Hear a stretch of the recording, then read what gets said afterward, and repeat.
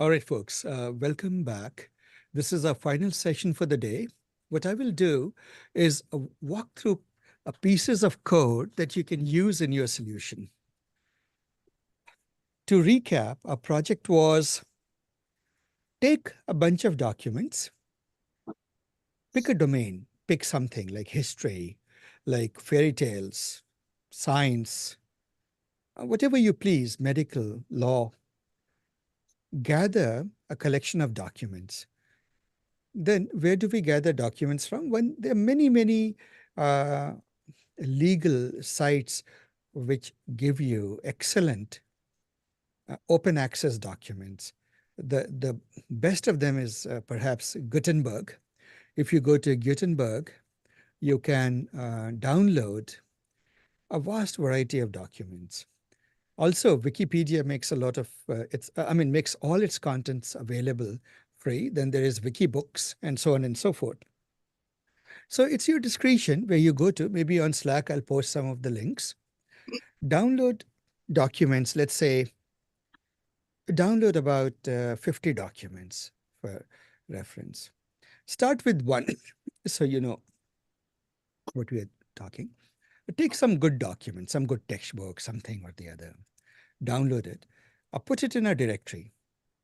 Then convert that document into text, plain text. Once you have converted it into plain text, our next stop is break it up into chunks. The reason we want to make it into chunks is our goal is each chunk should be a logical unit of thought. One thought, one chunk. Now, it is far easier said than achieved. So I will give you a semantic chunker. Consider it a very preliminary version. In fact, I've deliberately not put something state of the art, but I want you guys to discover it gradually. And then towards the later part of the course, I will release literally a family of semantic chunkers, which do it in a more powerful way. But first, let's get you started. So once you have chunked the text, all the text into logical thoughts or small chunks, then those chunks can be converted into embedding vectors. Once they become vectors, you can then store it in a vector index. And once they are in the index, you can use approximate nearest neighbor search to search into that index. Right? And so given a query, suppose somebody says, let's say you're looking at Indian history. And if you ask this question, what were the salient features or achievements of the Maurya dynasty? Then that becomes a question. That question can be converted into an embedding vector. That embedding vector can be searched using approximate nearest neighbor search. Some responses will come by. Take those responses and just show them as search results. In the first part, just literally have a UI in which you show them as search results. That is goalpost 1. Goalpost 2 is synthesize those answers, those search results, into a coherent answer to the question, what were the salient achievements of the Maurya dynasty in India? Or it could be of, I don't know, King Arthur and his knights in England. You can then answer questions like that, open-ended questions like that. And to do so is to say you have done retrieval augmented generation, because you're using an LLM, but you're informing the LLM with additional information on the fly, which you have retrieved from your vector index. Are we together? So these are the two goalposts. Try to at least achieve the first goalpost relatively soon, in a week or two. Right? So I will go through the steps. Now, along with it comes a question. Once you have a document, let's say a PDF, and most people I notice, they tend to download PDFs. So let's look at the first part of the journey. How do you convert a PDF to plain text? there are many, many libraries, PDF Reader 2, this, that. The, right, the library that I am using in the solution is called Tika. Tika is actually a Pythonized version, a Python adaptation or layer on top of Apache Tika. So I will show you about Apache Tika. This is Apache Tika. Despite the very simple web page or the portal, it is de facto perhaps the most mature library for converting from anything to text. It supports, I believe, close to 130 or 140 different document formats, PowerPoints, PDFs, spreadsheets, Word docs, uh, uh, PostScripts, you name it. It has a way to convert that into plain text. It also has the detector API, which you don't even have to tell it what the format of the document is. You just give it a document and say, I need the text from it. And it will do it in a couple of lines.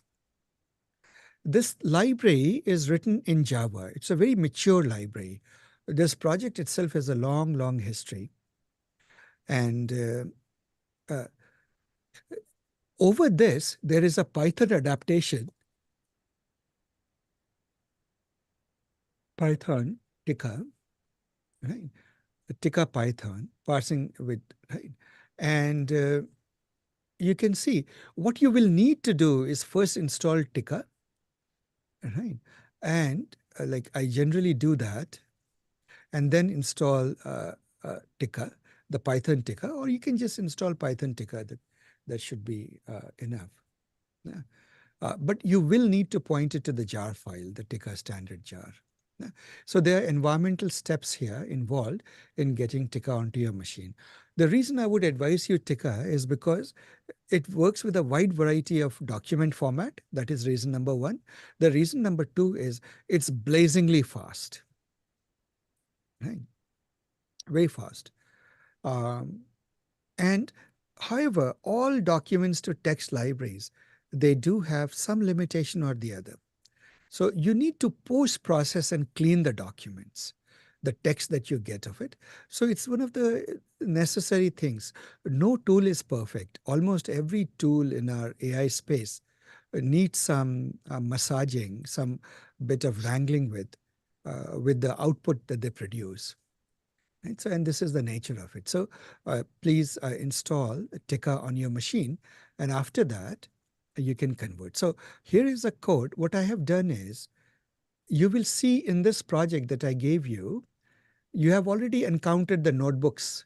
And under notebooks, you have encountered NLP, the search and so forth. So you're familiar with that. Now we'll go to the code part of it, the SV Learn. In SV Learn, let me walk through this a bit carefully. The easiest library to look at is, so first of all, there's some helper things. There is a commons. Commons contain some basic things, like for example, logging config. This will help you configure the logger, etc. These are all optional. If you want to, if you care about the logging for this project, you can use this. If you don't, it doesn't matter. Uh, there, there is a utils thing which checks whether some file exists or not, directory exists, etc., etc. The names are explanatory. So that is commons. You'll see some exception class, or a decorators. These are Python constructs. If you're not heavily into Python yet, ignore this code. Some of it is not terribly relevant to the project. But if you are familiar with it, the singleton annotation or decoration will make any class into a singleton. This thing is going to make log time taken, is going to, any function you annotate it with, it will keep track of how much time it took. Now, machine learning jobs, they run for quite some time. They have a significant runtime. Sometimes you get a clue that things are running slow by observing how long it took. Or for example, if you accidentally forget to move your workload onto the GPU and you run it on the CPU, then one easy clue is you expect it to run for 2 minutes and 1 hour later it is still running. So there these utilities are useful. Now, besides this, there is also a config. Now, in any application, you need a file to keep your configuration parameters. Our configuration parameters are in the Bootcamp config file. Right. So I'll talk a little bit about it. It is in the YAML format. It's a very popular format to keep configuration information. YAML. Here you see that you have a directory where files are kept and so on and so forth. The text encoder, by now you're familiar with text encoder models, etc., etc. And some, it's a keep whatever you want here. Then you need something, a code to read this YAML. YAML is mostly a self-descriptive format, right? Colon separated key values in a hierarchical format. So if you want to read this, then the code that reads the YAML file and stores all the information is in the config directory. You will see config package. You see the only class configuration. Right? So you will notice that this code load config loads the configuration. Right? To you, it will not be of terrible relevance, uh, but it is just there. You can sort of ignore it, but use it without necessarily reading through all the gory details of how configuration file has been loaded. But if you are interested, you can do that. I've deliberately commented out one section, which is to validate the configuration, because at this moment, a lot of people would make they would end up deleting something in the YAML file and their entire application would become false. So you notice that I've marked it false. When you use it, if you're comfortable with YAML in this code, turn it back to true. So that's the configuration. But basically, there's a class called configuration mixin. Mixin is a concept of Python. It allows you for multiple inheritance. So you'll see many classes use this particular, anything that needs to use the config information, you can just throw this configuration mixin in the constructor. Right. So that is the configuration information. So these are the basics. Now let's try to walk to something useful. Most of the things you should start with is the text package. In the text module, text library, let's take the basic things, a text extractor. Let's see how does it extract text. Now, I tend to do a little bit of object-oriented programming. So you'll see a lot of my class code is as um, classes and objects and methods. But if you're not too comfortable, just from your mind, erase the word that it's in class. Think of it as just a bunch of functions which have just been written or packaged into a wrapper called a class. That should be a simple enough way of looking at it for now. So what you do is, now in this particular thing, I must say, when you extract the text, this code wants to store the text or give it an ID, every text, so that it can be stored into a database, right? For example. So you'll see some of that happening here. Let's look at the method toText. It's a simple function. It takes a path. The path should point to the file, the full path to the file. Now, what it does is check valid file, as the documentation says, check if the given path points to an existing readable, non-empty file. Right? It's in software, it's called preconditions check. You should always do preconditions check, not just assume that it's just because you got a file path, the file necessarily exists and is readable. And it has something in it. But assuming it passes this check, if it fails this check, you will have an exception right here. Otherwise, you move forward. The next line of code is logging. Sorry, let me increase the font a little bit so that for those of you who are on small monitors, it's easy to read. We do logging. Logging is a way of keeping track or notifying what happened. It will typically show up on your console and is considered a necessary good practice. So you log saying, I'm parsing this file. Parsing means I'm reading that file, whatever format it is in, and I'm going to extract the text out of it. So I use the word parsing and extraction, text extraction, interchangeably. So this. Now, there is a try except block, try catch block.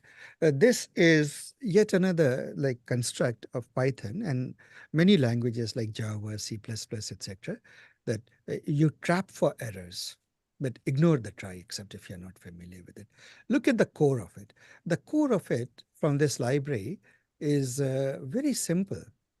It takes a Tika parser, which is, where is the Tika parser declared? The Tika parser is declared in the constructor. Somewhere it should be declared. I will come to that. Log, path, parser, parser. Okay, we'll come to that. It's basically a Tika parser. REPL, path, parser is where? So somewhere in here is the, let me highlight the word parser. Okay, let's see where all it is. Import. I've forgotten. Okay, we'll look for it. But basically, it's an instance of the Tika parser. And doc type, self language, to text, document type, ID to text, plain text, check valid file. Okay, we'll come to where it is. It must be down here somewhere. So what do? You take the parser, Tika parser, and you say, from this file, extract the text content. So one line of code is going to extract the entire text content from the file. That text, when it comes, you will notice that it has a lot of empty spaces in the beginning and the end. So this is just a string strip. It will remove blank spaces. So that is the main thing you want to do in the extractor. Now, you also want to um, sometimes just know what is the document type. You don't know. Somebody gives you a file path. You want to know what is the document type. So this function just detects the document type. Right? A representation is just says that what is the document type language in the text that you have, right? In this.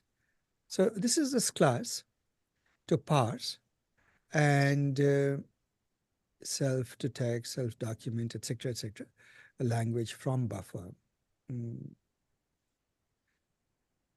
Right.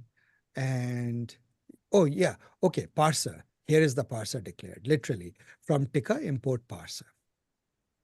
So parser is something in the Tika library. There we go. So once you have parsed, what do you get? You will get plain text. So any document goes in, you give it a file path to a document.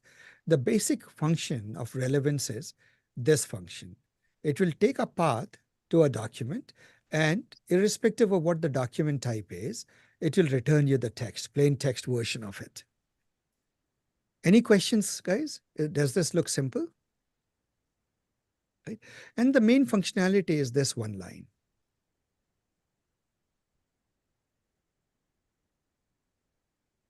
Questions, guys? No questions. Does it look easy to understand? So if folks are quiet, so I'll move on to the next one. So after the text, what do we want to do with the text? Well, in particular here, we store it in the database, but let's look at this. We'll worry about saving it, loading it back, etc. later on. Let's focus on the main things. You want to chunk the document. So here is the logical semantic chunker. Right. So first thing you do is you load,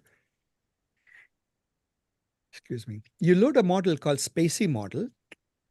Now, Spacey is a library, natural language processing library, that was very, very popular and is still very popular, very powerful. It makes doing many things easy. Like, for example, breaking a text into sentences, very easy in many, many languages. So do you notice that I'm reading from the config? Where are these values stored? For example, models, Spacey model. Where is this stored? It is stored in the our config file, which is here. Our config file was bootcamp config.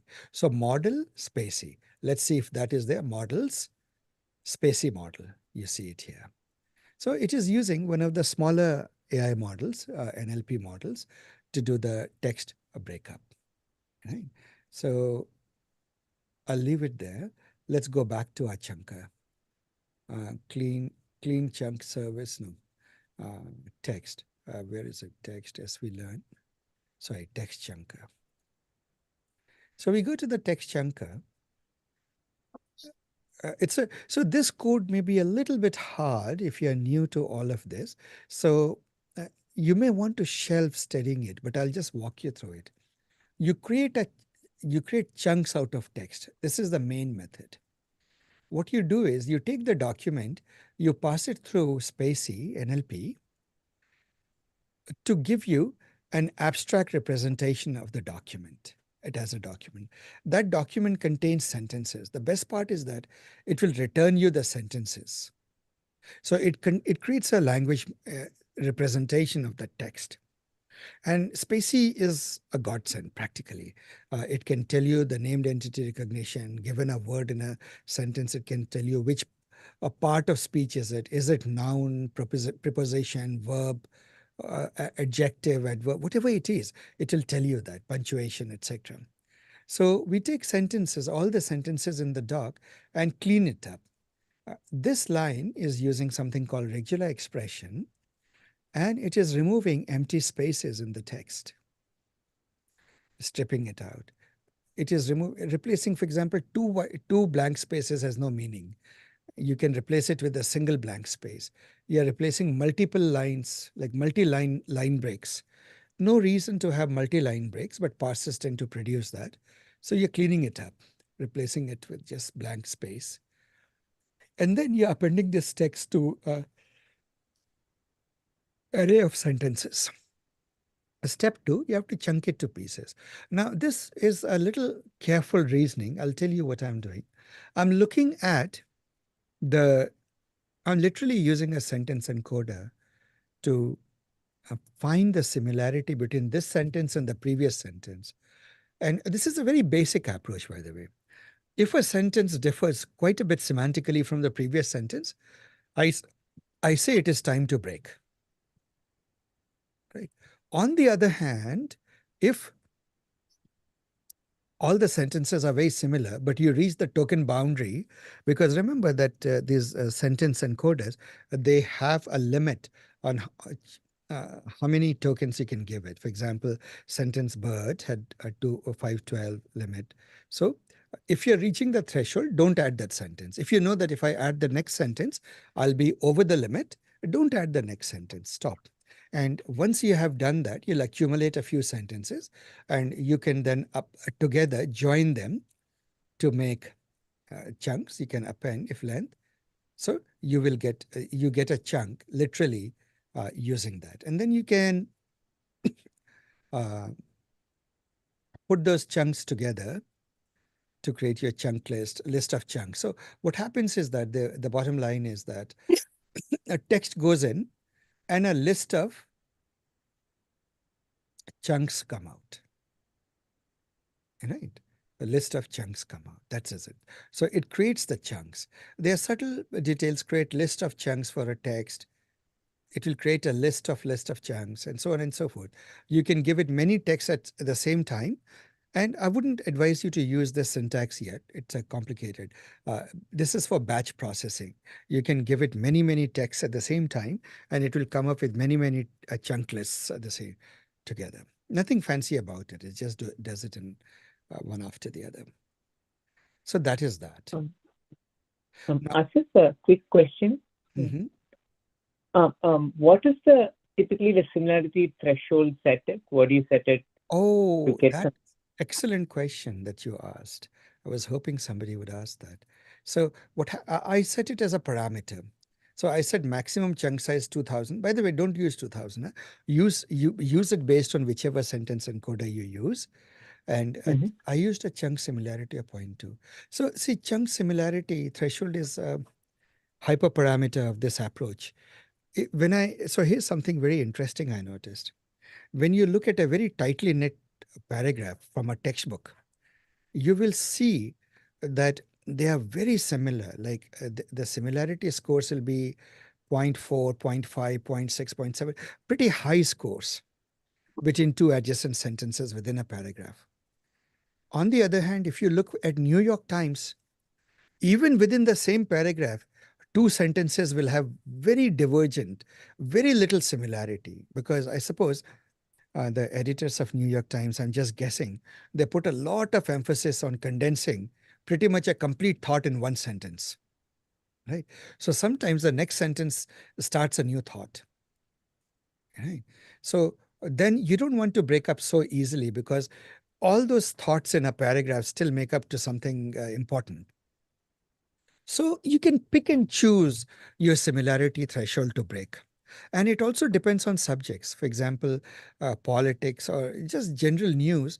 Um, the sentences are not very closely related. But in a textbook, which is talking about something deep, you will see a very high degree of cohesion between the sentences. Right? So play with it and see what works for you. Ashif, why should we do this one? What can the machine can do that kind of? So we can chunk that even text into 512 words or something like that, right? No, when you do that, it's a good question. Why can't I just chunk it in standard sizes? See, with standard size, let's say I need 512, why can't I? You might end up breaking in the middle of a word, or you might end up breaking in the middle of a sentence, right? Or you could be breaking up in the middle of a thought. The point of this is, and this is one of the things I requested you to do. So, for simplicity in the beginning, if you want to chunk, just chunk based on certain very simple heuristics, size, fixed size. That's fine, move ahead with it. But a part of the things that I asked you to think in the specification of the project is that think how can you do semantic chunking? And here I will give you many implementations of semantic chunking. Here, so far, I'm releasing the simplest one. Now you can say, well, simple one doesn't look simple after all. It looks pretty complicated. I apologize for that. But that is it. It just shows you the reason I wrote it is to show you that even for simple things like the moment you think hard about it, a problem becomes deep, right? You have to think long and hard. How do I break up into good chunks, logical, semantically coherent chunks? And it becomes a subfield of its own where people have invested a lot of energy thinking about it. Right? So put in budget how much time you want to give to it and give the appropriate amount of time. But I hope, did anyone try semantic chunking of their own? Come up with some reasoning to do chunking. So So guys, you we need to, yeah, NLP go. chunking sentence to a sentence. That's it. Say that again, please. So we just did NLP chunking, but only up to a sentence. Up We to a didn't sentence, yeah. do the sentence. See, a sentence is not big enough chunk. Generally, na, it is not semantically rich. But why do we need to do that? That's my question. See, Actually, the like, longer the yeah. text, see, here's the upper and lower limit. A sentence is too short. It doesn't have enough semantic content. When you do sentence embedding of it, it needs semantic, right? Because it is trying to locate and position it in a space where there are other texts with similar meaning, similar semantic content. If the content itself is dilute, then the sentence embedder will be a little bit lost or not, it won't hit with good accuracy in the embedding space. So, what is good? How much? So this is before the embedding, right? We are doing. Yeah, before the embedding. Before we haven't reached embedding, we are taking text and we are breaking it up into chunks. Now, what is a good size of chunks? No one knows. So, first of all, there's a hard bound. If you're going to use a sentence encoder, then whatever its total context length is, you have to stay below that. But these days, the context lengths are pretty high, like 512 tokens, 1024 tokens, etc. Then, what is a good? Here's the thing, if you take too long a text as a chunk, it may span multiple thoughts. So, it is counterproductive, right? Because now, in effect, you are averaging across those thoughts. If you take too short a text chunk, let's say one sentence, then it's a very dilute semantic content in it. So somewhere in between is the Goldilocks region, the middle path there, where you have a good chunk length. And that chunk length, to some extent, you do it based on some uh, trick. Like, for example, when a sentence and its subsequent sentence are far apart, or things like that. Some people use another algorithm that I'll show you is we use clustering. And if we notice that a text is falling, the next sentence is falling into the next cluster and not in the same cluster as the previous text, you break. So there are many heuristics that you can use, but at the end of the day, you are basically shooting for one goal. At what chunk length will this paragraph represent one thought and one thought only? Not half a thought, not too little in it, but one whole thought. How do you know that though? It's very hard to figure that out, right? Yes, and welcome to the world of AI. It is replete with hyperparameters of the model. Almost always, from real life, some parts of the problem AI solves, and some parts it lets you scratch your head over. So there are some other techniques which is like overlapping. Is that one you are saying clustering? Yeah, there are many techniques actually. Chunking is like, let me put it this way. In a previous bootcamp, I believe, or the one before that, I literally gave a whole day to chunking techniques. I decided this time that it's not worth it. The world is moving fast and I have a lot of topics to teach you. But I just wanted you to be aware that chunking properly is a good topic. And if you search on the internet, you'll find lots of advice on to chunk this way or that way. Right? And people have written literally libraries to do good chunking. And I leave that as a sort of a pursuit for you to go down the rabbit hole. I think the last comment on this. So, like most of the libraries, including NLTK, Stacy, they are just chunking at the period. So, That is right. Those are grammatical boundaries, but grammatical boundaries are rarely semantic boundaries. So if we do with that as a starting step, is it okay or? See, guys, at the end of the day, it's your project and how much time and energy can you invest. It is not okay in the sense that you will realize that your search results are not good. Right? But it is okay if you have limited time and you want to do at least uh, all parts of the project to some extent. We are chunking with overlapping sentences like 1, 2, 3, 2, 3, 4. No. We are not doing that. Or we are just looking if a sentence is divergent from the previous sentence. In similarity, we break it up. It's a very simple chunker at this moment. I wanted to write something that would be easy to read and understand with a bit of effort, but at the same time was a step in the direction of semantic chunking. What is the typical length of the token?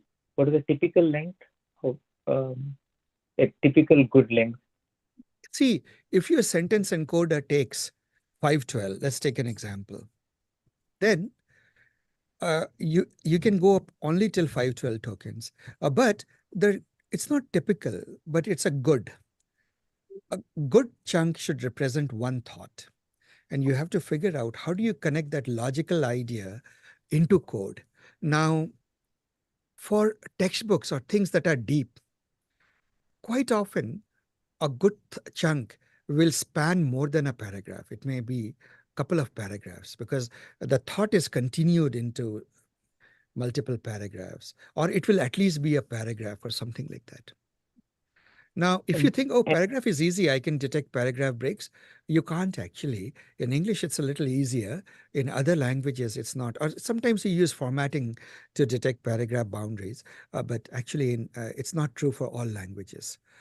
But that's one intuitive way of looking at it. But in many journals or many sort of news magazines or videos, etc., you will realize that things are so condensed because they are catering to an audience that is impatient and with very short attention span. So what happens is that one thought is represented with very few words. Actually, why don't we do that? We are talking in the abstract. Let's make it real. Let's go to New York Times. New York Times. Let's look at some opinion. Some opinion. I don't know what it is. If a nation were to launch, oh goodness, that's a little bit morbid. Um, but okay, we'll read through this.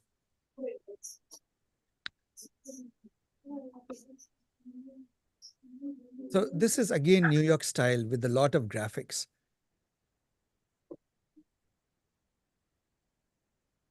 No. So let's read this. 45 feet underground in a command center near blah, there's an encrypted communication line that goes directly to blah. To get to it, now you notice that if you look at it, this is a fact. To get to it, you need to pass through uh, Guardian, two reinforced doors, blah, blah, blah. It is here below the headquarters of the US Strategic Command, or where military personnel stand 24 hours a day, direct. So this is the text. Oh no, this is very sort of a visual. Let's take something that is just commentary or news. Let's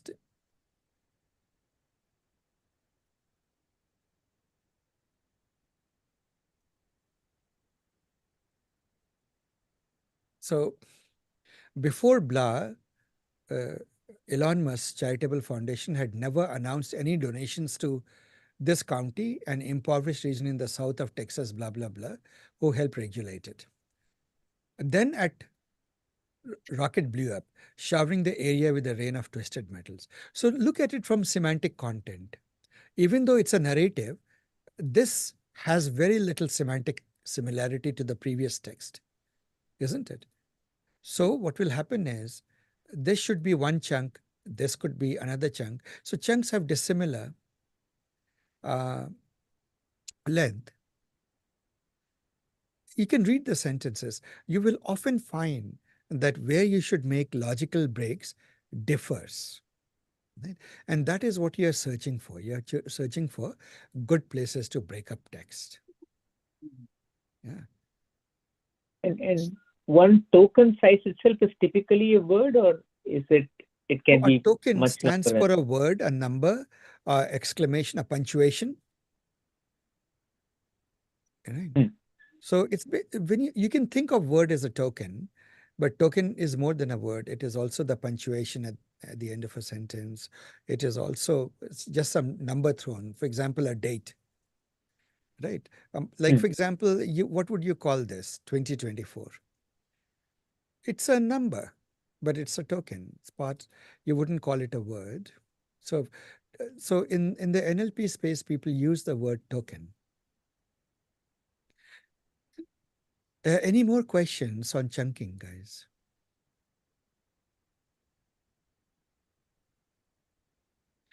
See, guys, at the end of it, right, if you, everything is optional.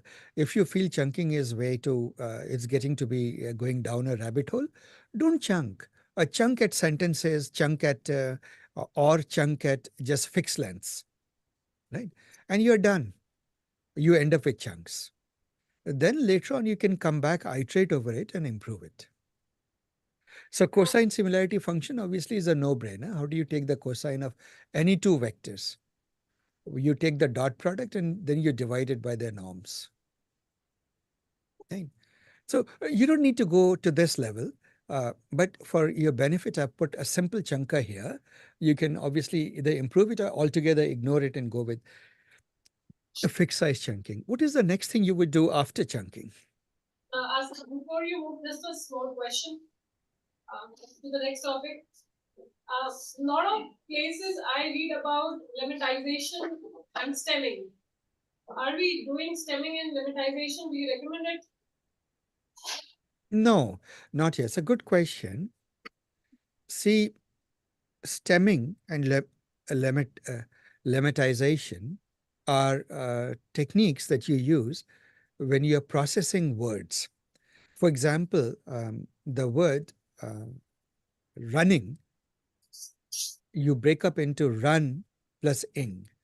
In this particular case, the stemming would give you run, and the lemmatization also would give you pretty much the run, because lemmatization means the representation with the, like the one representation in a family of words. Like for example, run, ran, running. These are three words, but for that, pick one, which is the core of it, right? That would be the lemmatization of it. Stemming is a little bit, you just take run. For run, it works, but sometimes what happens is stemming becomes too small. Well, stemming and lemmatization are good activities, but in the chunking, it's not at the level of the word. We are chunking at the level of sentences. Do I keep this sentence in this chunk, or do I start a new chunk?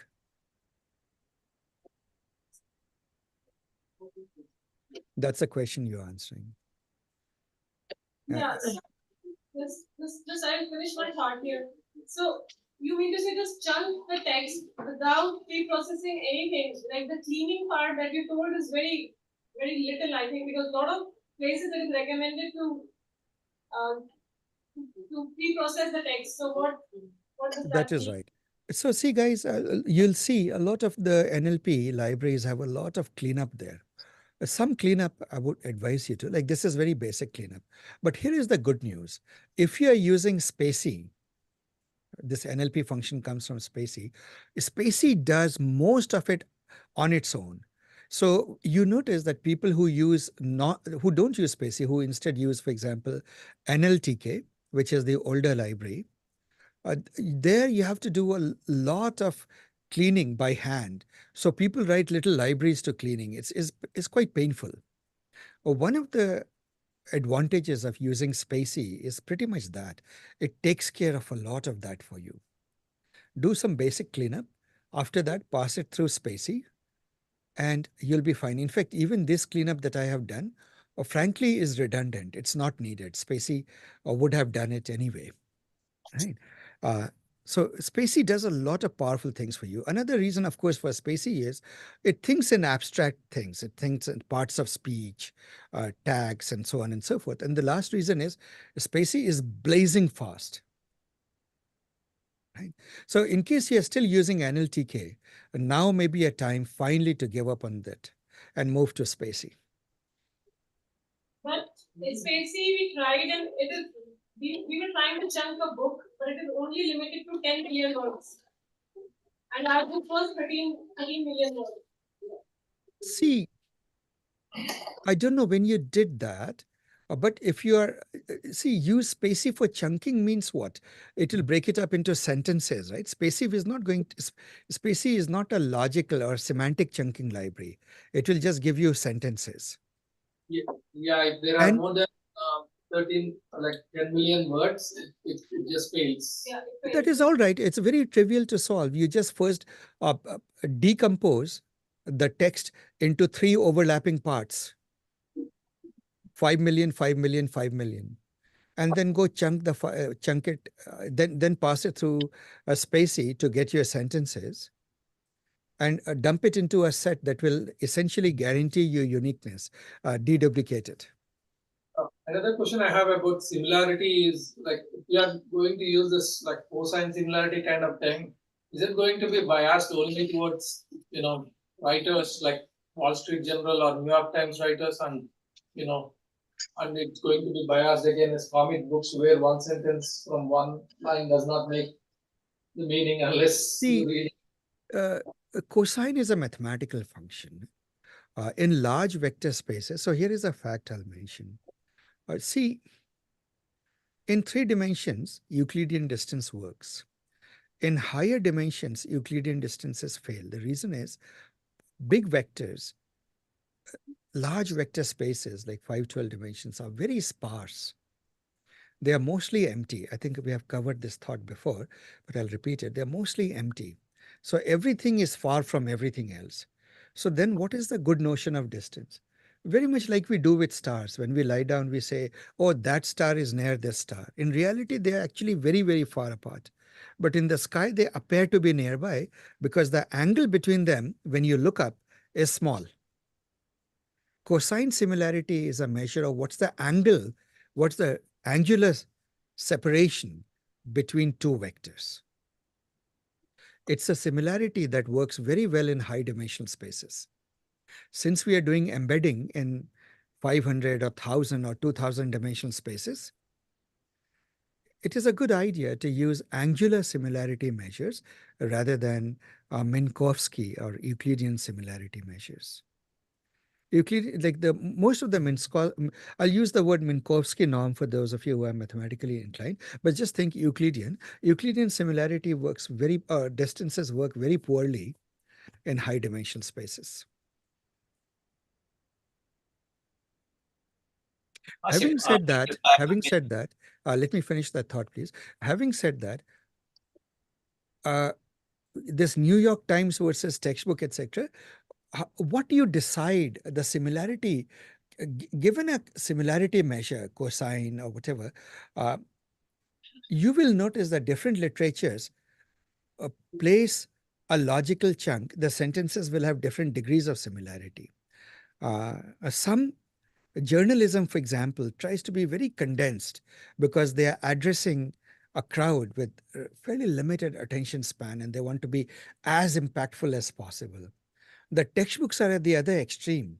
Their purpose is to lay it out in small steps so that the reader learns and understands. So you see that a textbook will have much greater cohesion between its sentences, and a whole couple of paragraphs are still talking about the same thing. That you don't find much in journalism. Very condensed, very short chunks you get out of it. And so you control that, and that is why I said that you control that with the hyperparameter. Sorry, with this chunk similarity threshold. You notice that I put 0.2. You will realize that for New York Times, you might as well put 0. Right? A negative, don't put negative values. No, because there is a pretty strong divergence sometimes between a corpus of document in which the same thought is being carried, but the sentences are very dissimilar within the paragraph, and yet they look. When you read it, you realize it's the same thought, but semantically the sentences are so condensed; they have different semantic content. So it is something you learn from experience, and every data set that you deal with dictates what is a good threshold. Are we together, guys? And again, guys, this is specific to the little chunker that I wrote. You write your own chunker or you inherit some chunkers from the open source, and it will give you some hyperparameters likewise for you to play with. To answer for a question, I'm sorry, you had a question. Right? Go ahead. No, so when the similarity threshold of 0.2, we're saying if sentence 1 and sentence 2 look similar, at least 20%, put them together, is that what it means? It is not 20%, guys. It's not 20%. Remember, the cosine of a theta angle is between -1 and 1, right? So you ask yourself, cosine of what number is 0.2? Anybody remembers? I think the cosine of about 60 degrees. What is the cosine of 60 degrees, guys?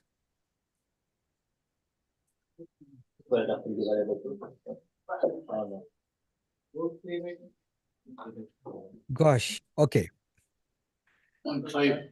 So imagine how much separation do you want between the two vectors? That is what your chunk similarity threshold is. Right? So about 60 degrees is what you are putting here. Right? You can say that, at least on a 180 degrees, it could have gone to 60 degrees is not a big separation. So I'll just put it like that. So, you have to play with it, guys. There are no right answers. So, can you go back to that the chunk function? Yes, I'll go back. Line number 70. The self encoder. So this is the text to, we are encoding this one, right? Yes, what we are doing is very interesting.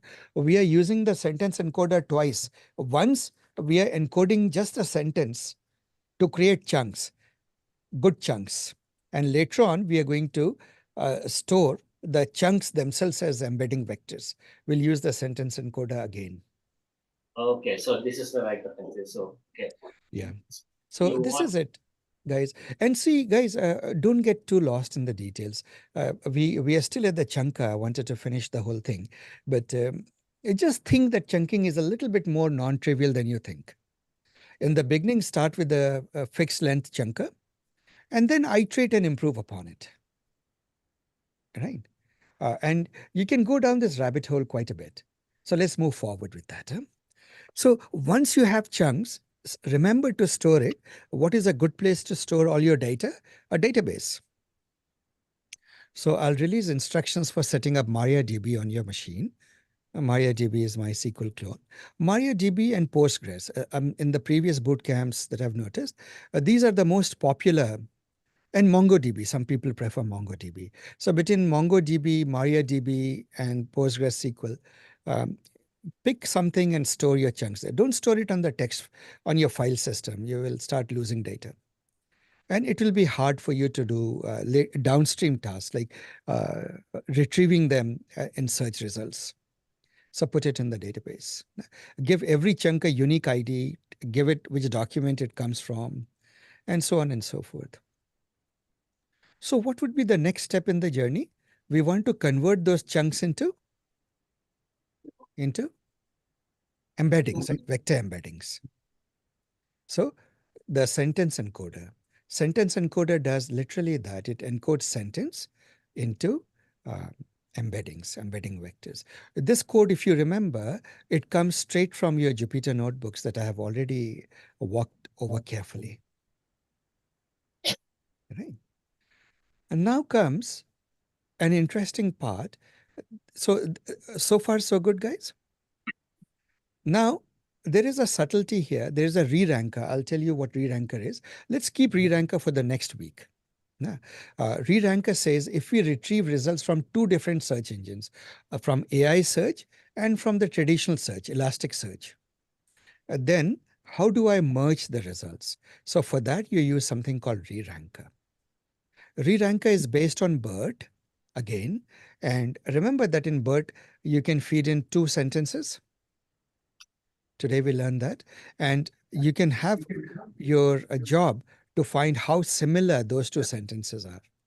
So given a user a search query, you can compare all the results that came back from your search engines and do a very good determination of how close is each of the retrieved results to the question that is being asked. That is what a re-ranker does, but we'll discuss it in greater detail next time. Let's go into, now that you have a vector, what do we do with the vector? We know that eventually a query will come and we need to find the k nearest neighbor vectors. Isn't it, guys? And so for that purpose, we have the FAS indexer. So before we go into FAS indexer, here is a little indexer proof of concept I put in. What do you do with this indexer? Just take these vectors, 1, 4, blah, blah, blah, just to show you how FAS works. So the inputs are A, B, C, D, E. These, imagine that these are embedding vectors. Huh? The A, its ID is 1, B's ID is 4, C ID is 7, and this is the actual embedding vectors. Just for a moment, imagine that they are vectors, embedding vectors. Now what can I do? I can get all the IDs separately. I can get all the vectors separately, and then stack all of them. Then I can use a FAS indexer. What is a FAS indexer? FAS is an approximate nearest neighbor search. ANN. Huh? We talked about ANN. Did we talk about ANN in this course?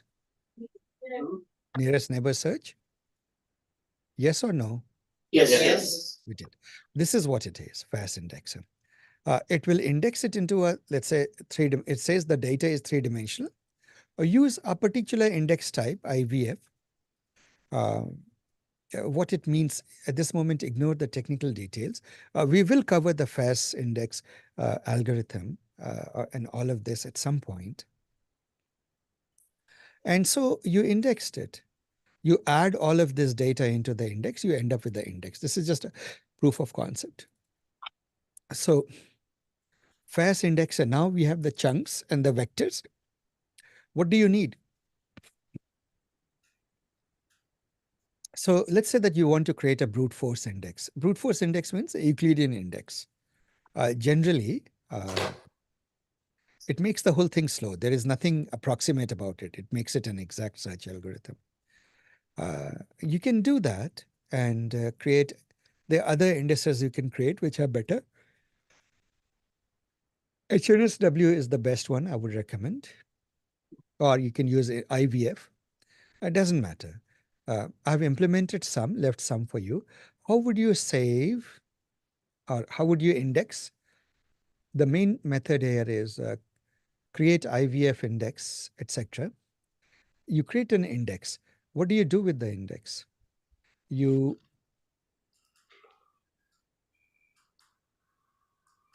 actually give it data and you say, hey, go and index this data, right? Once you have the indexer, somewhere in here should be load index, create IVF index, save index, index file size, add. Yeah, this is the main method. You say, here is a list of vectors. Could you please add it to an index? So people use the word index and vector database sort of interchangeably, though the vector database makers give you a lot of services beyond just a vector index, but vector index is the core of it. Quite often it is fast with HNSW. We will cover one particular vector index, QDrent, in some time. But at this moment, in this course, we are building everything from scratch. In some sense, it's the harder course of the two boot camps. You're building it from scratch. So do pay attention, guys, to this fast indexer code. And once you have indexed, how would you search for something? The final thing is to search, isn't it? You have an index and you will go into that index to search. So how would you search for something? The simplest way to search for it is take the word, take the sentence, the query, index it, and return it as a, and then return it, right? So this is query result, re-rank. Okay, this is just a re-ranker. We can ignore it. Now, all of these things you can make. So guys, take some time to read through the code. I'll explain it. I've given a REST implementation, as you see, of the service. The REST is implemented using two libraries, Fast API and RayServe. Now, how many of you are familiar with Fast API? Is there anyone here who's familiar with Fast API? I've been reading up on it. Okay. Fast API is very simple. It's a general purpose REST API, much faster than the alternative. So it's become the dominant or the preferred API. It is also very pedantic aware, right? So in other words, you can literally give it pedantic data models for input output, which makes it a favorite with a lot of people, a growing favorite. Now, RayServe is dedicated to a large extent. It is much more optimized for machine learning workloads, AI workloads. And I would encourage you to learn about RayServe. I will talk about RayServe in the coming weeks. It's a learning curve, though, guys. Those of you who are used to Spark will find learning RayServe easy. Now, I've made it. Ray is a big framework, compute framework, and in some areas it is supplanting or replacing well-established things like Spark. It turns out that actually the creators of Spark are involved in the creation of Ray, right? But that's a separate topic. You can pick up some of this in the course portal. You will notice that I have the upcoming topic, partial solution is here, and then visual embedding. And after visual embedding, somewhere actually in the course, I do have one dedicated to RayServe. I leave this as optional. Ray framework takes a little while to understand, right? You can go to this Ray framework and actually the code is very simple, almost as simple as Fast API. you can run your model for inference. The reason to use Ray is that, see, your GPU has limited resources. If you hit it during inference time with too many requests, you will start having out of memory errors, CUDA memory. And after that, basically the whole train comes to a stop. One of the nice things that Ray does, and I think now even Fast API has begun to provide that, is that it will give you throttling and queuing of requests automatically. And the other thing is it will do a very good job of distributing it over multiple GPUs, multiple servers. Like, so if you want to create a distributed inference system spanning multiple machines and multiple GPUs, then Ray comes in very useful. Now, a piece of advice, guys: jobs, or how much premium you get for your job, follows the economics of demand and supply. As you know, a lot of software engineering jobs are being devalued because there's plenty of supplies outside the US shores, right? You can outsource it to low cost locations. You can, and there are gazillions of people who can all write Python and Java, or JavaScript and TypeScript and so forth. So there's a sort of commoditization that is happening, and the demand and supply curve goes against you. If you want to look for something which where the demand is high and the supply is limited, obviously you have to look at the cutting edge. Ray is at the cutting edge. At this moment, if you develop, so for example, if you look at something similar like Spark, you find widespread adoption and widespread job, a number of people who know Spark. Ray as an emerging framework, lots of people want to adopt Ray. They just don't have the talent that can help them adopt Ray. So Ray is a great framework, and I think it is here to stay, just as Spark is here to stay for MLOps. And it is a general purpose compute framework, but for ML, it does particularly well. Machine learning, it does particularly well. I would strongly encourage you to become Ray experts. It's essentially becomes a key differentiator for you. Right? So do please invest time in picking up Ray, if not the whole of Ray. And I have not asked you to master all of Ray, but only Ray serve. So Ray serve is a much more limited window, but this much, just these sections, go and study it and become good at it. Ray serve and try to use it. But it is optional. If you don't want to, you can stick to, you can just stick to Fast API. Right? So we have given implementations of making it into a service using both. I'll just show how simple Ray serve can be. Let's say that you want to make generating sentence chunker, clean chunk service. What does it do? It will take text and it will return. What will it return? It will return chunks. So how easy or tough was it for me to write it? Very little. This is the main class, clean chunk model. Init is good. I remember that chunk class that we created that we just reviewed. I just instantiate the chunker, async def call, a request comes. What do I do with the request? I get the payload out of it. I get the text out of it. I call the chunker to create chunks, and I return the chunks. As simple as that. What does it take for me to fire up the whole uh, Ray serve cluster and bring up the whole model?